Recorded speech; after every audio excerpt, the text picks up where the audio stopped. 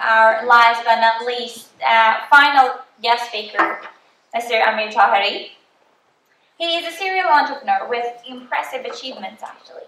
He is graduated from Stockholm University and worked for Ericsson for 5 years before he started his own ventures. His most successful ventures are in Iran. One is by volume the third largest optic disc production plant in the world with an output of 1 billion discs per year. The other one is Final.ir, which is the largest and best of its kind e-commerce business-to-customer website in Iran. He is active in networking with other entrepreneurs and supports young startups. He is passionate about and has generously supported this specific network and this event, and is also leading the European Advisory Board of iBridge. So that's why we have asked Mr. Taheri to come here tonight to help us understand a bit more about Sweden's exceptional entrepreneurship, environment, and infrastructure. So welcome, Mr. Taheri.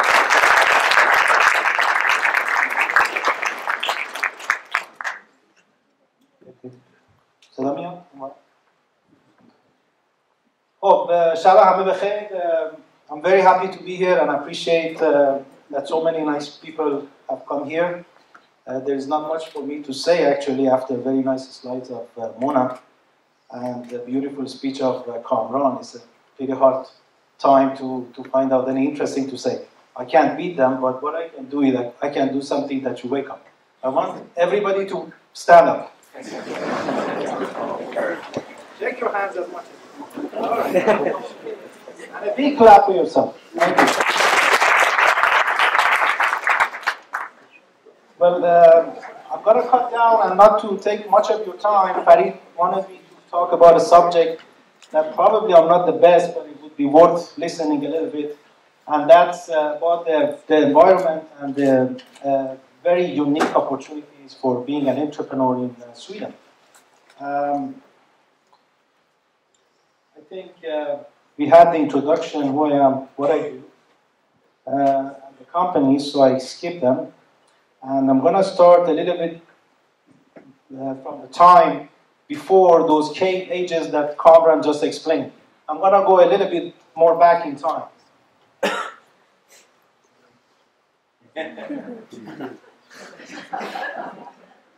This is Adam and Eve. Most of us know them. I'm claiming tonight that they were Swedish entrepreneurs. And you may ask why Swedish and why entrepreneur. This is something I'm going to cover now.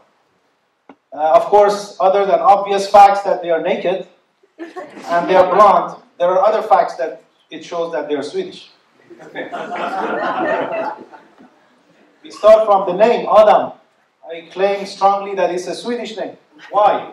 Because in the Testament says that God created Adam, or Adam, what you call it in the US, out of dust, then breathe life into him.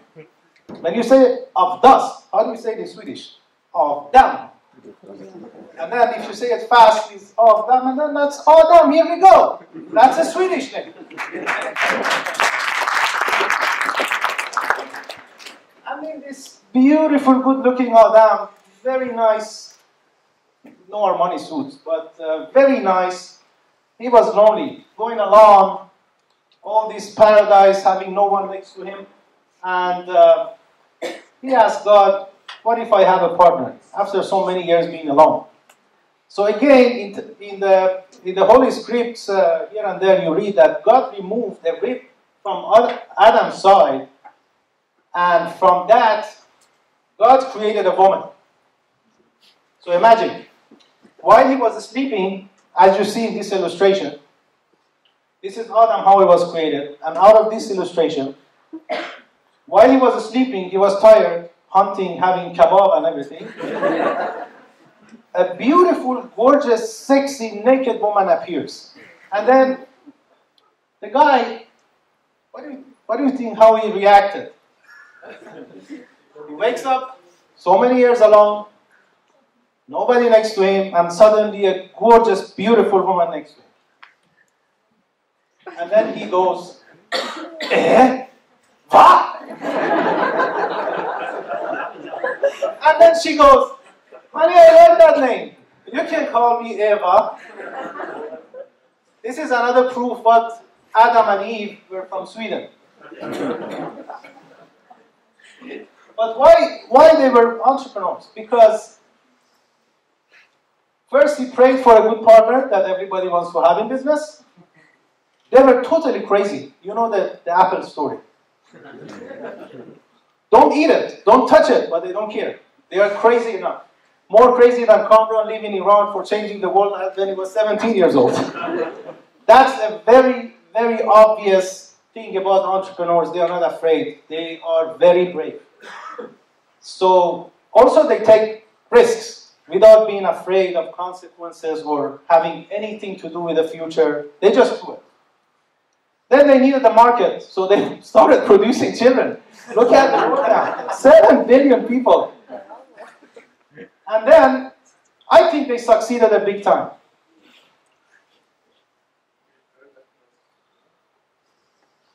Now, when we talk about Sweden, many years after Adam and Eve, so the population is very small. Today we were at KTH Innovation with Kamran. Everybody was telling Kamran, look, if you want to create a product to sell only in the local market of Sweden, forget about it. This is such a small market that we can't survive on. So, by ratio, we are just in Sweden 0.15% of the population of the world, which is very, very small. So, it's very hard to make a competitive product if you have such a small market. But the way around this has been traditionally, always, even today, that entrepreneurs in Sweden, they are looking at the markets outside Sweden, the whole global market. You may wonder what and how. Let's see.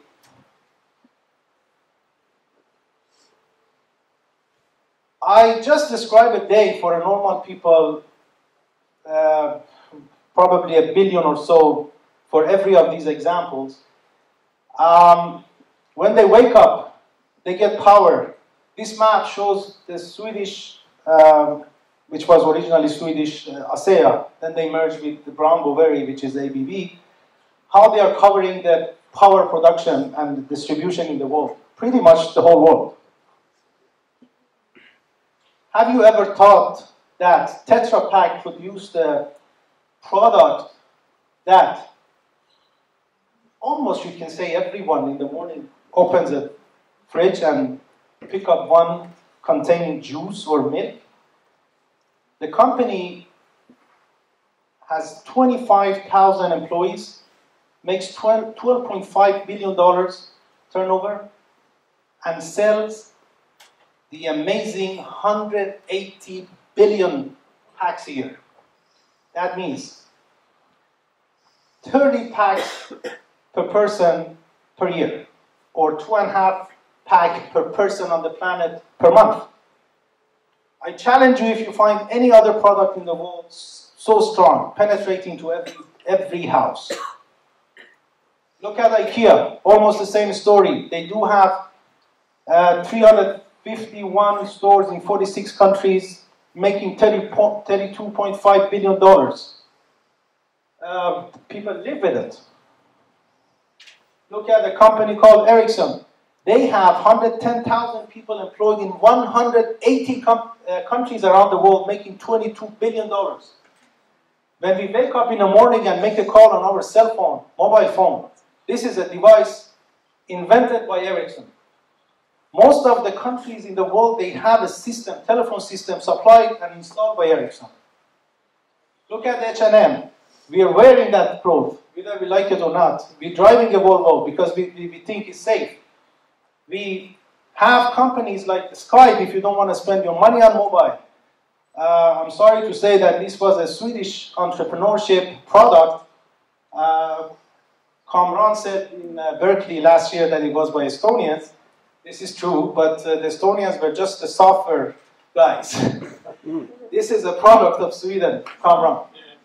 And Spotify today is, they say last year, 4.5 billion hours of music they played for people around the globe. I skipped this one. So we have so many other companies to go. The list is very long. Just for your information, majority of the success in Swedish entrepreneurship and products and innovations are not coming from the B2C products. It's coming from the B2B product that we, as a normal consumers at home, we don't know about it. For example, when we made up our factory producing 1 billion discs, which is a very, very, very huge number. If you line them up in one line, the line will go from here to moon. This kind of quantity we produce a year only. A disc has 12 centimeters. By 1 billion will be about 120,000 kilometers, almost to the moon. This is the volume we produce.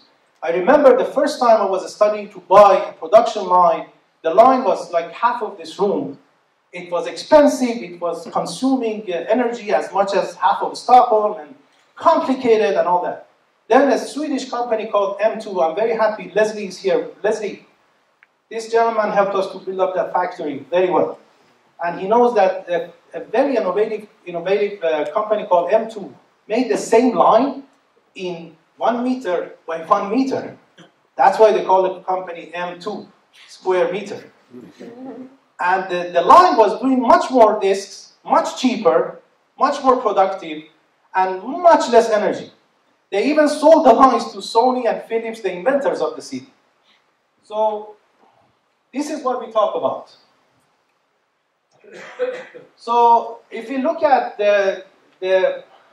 look at where Sweden stands globally, Forbes magazine just ranked Sweden to be the 5th best country on the planet to do business. Unfortunately, US is 18th on the same list. On the innovative ranking, Sweden is 7 in the whole world. On the monetary freedom is 8, the ranking. Sweden, during this time, have come over this Jantelagen. How many of you know about that? All right. I'm surprised, it's just a minority. But Jantelagen is about the old Scandinavian way of looking at the success of individual people. They would say that you are nobody. Don't think that you can be somebody in the society. Don't think that you can do business. If any business, any success, it has to be collectively. So this is a very famous, this book has been translated to even English, and the rules are like this. You go through these rules, you are kind of depressed. You are not to think you are anything special. You are not to think you are as good as us. You are not to think that you are smarter than us. You are not to convince yourself that you are better than us. Come on. This is depression. But Sweden has been successfully able to come out of this Jantelagen. I was looking up to see the first impressive and famous entrepreneur in Sweden. When was he living and all that? What I could find is that the guy called Franz Swell in 1744, probably before USA was a country, was a successful businessman, doing trade, and was very innovative. The Wallenberg family, which is a very, very successful business family in Sweden, everybody knows that. The first one called Per Hansson, he lived from 1670 to 1741. So I want to say that the tradition of being an entrepreneur, making business, being innovative, goes very back long in the culture of Sweden. Alfred Nobel, who invented dynamite and made these the Nobel Prize that everybody knows about, know about it. In 1901, in the same hotel, maybe next room, called Mirror Hall, Spiegel Hall, something like that. He had the first Nobel Prize was given there, and the banquet was there. Actually, he was dead by that time, but the tradition goes back so much in time. when you look, and then you may ask yourself why and what are the reasons behind it. Simply, you could say one is the culture. People and politicians, everybody is aware that Swedish welfare system is heavily depending on innovation, entrepreneurship. Jantelagen, I just talked a little bit negative about it, but there has been a positive heritage from that time when Jantelagen was ruling the country, and that is the spirit of doing the things as a teamwork. This teamwork spirit is still alive. Honesty and good values, and such as human rights and environment first, these are the things that we're going to be covered today at KTH. Politicians are all in support of entrepreneurship, as you have seen in the election campaigns and all that. They are all talking about how to support the entrepreneurship in Sweden. There are budgets, there are universities, there are whatever support that is available an entrepreneur can get.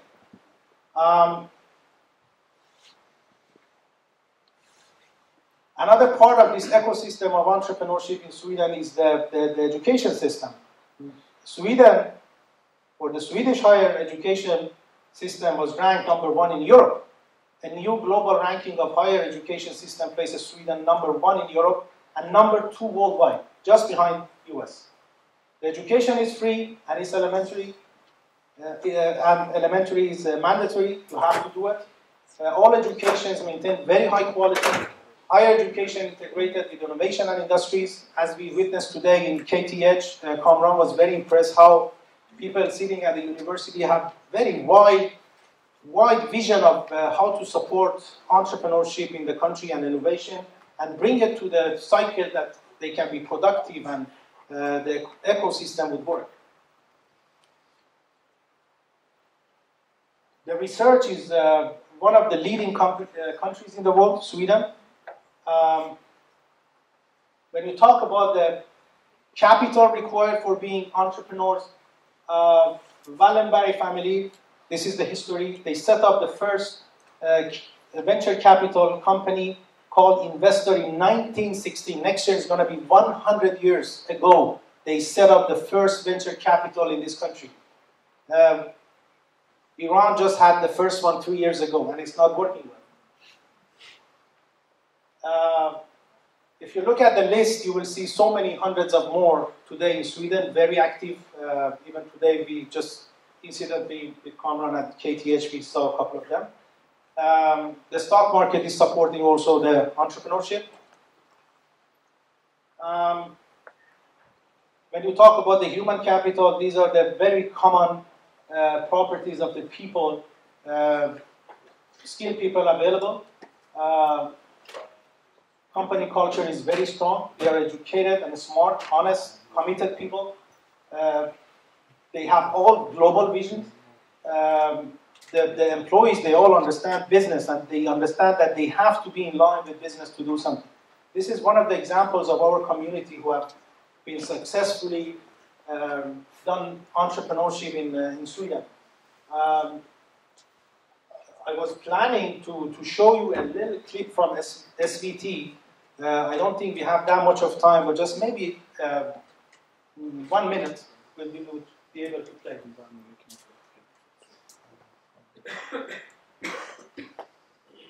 Mona should be very proud of Saeed.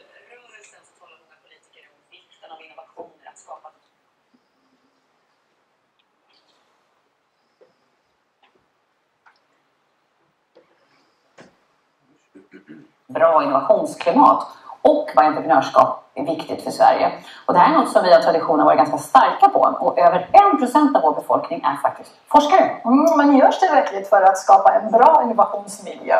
Det ska vi prata alldeles strax om med entreprenörerna och forskarna Ashkan Poya och Said Ismailzadeh. Välkomna hit.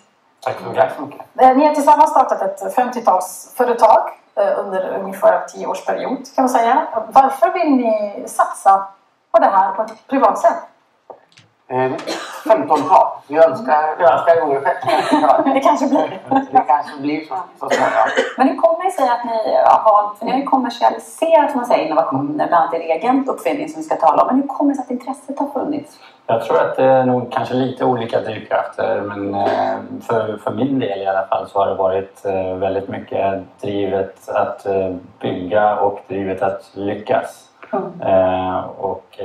Kanske knyter tillbaka lite till också vår bakgrund där varit under perioder ganska tufft, och sen har vi kommit till en miljö där alla förutsättningar har funnits för att kunna bygga och göra bra saker. Sai, du har ju forskat en del.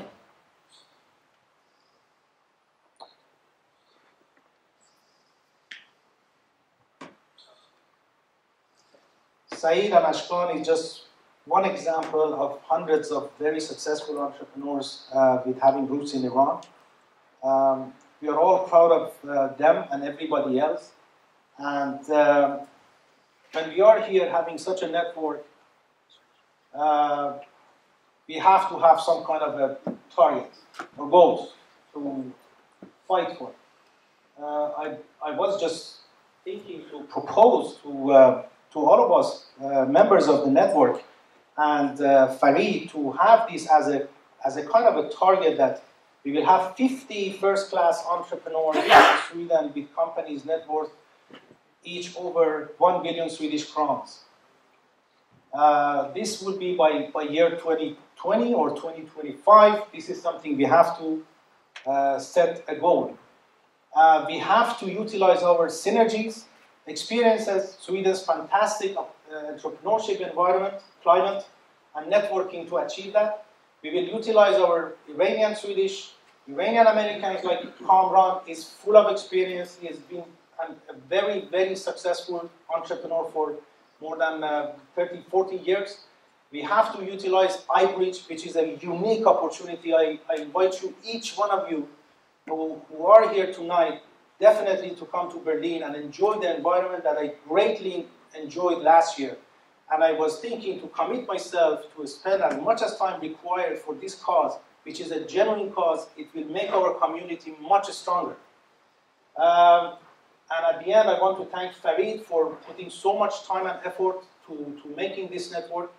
And of course, the star of the night, Kamran, coming all the way from California, giving us this very much beautiful information about iBridge and inviting us all to be part of it. And we have to make sure that we have more successful meetings like this and invite Kamran again and again. And I want you to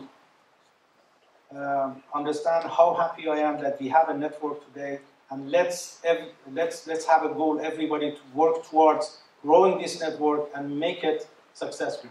Thank you, everyone.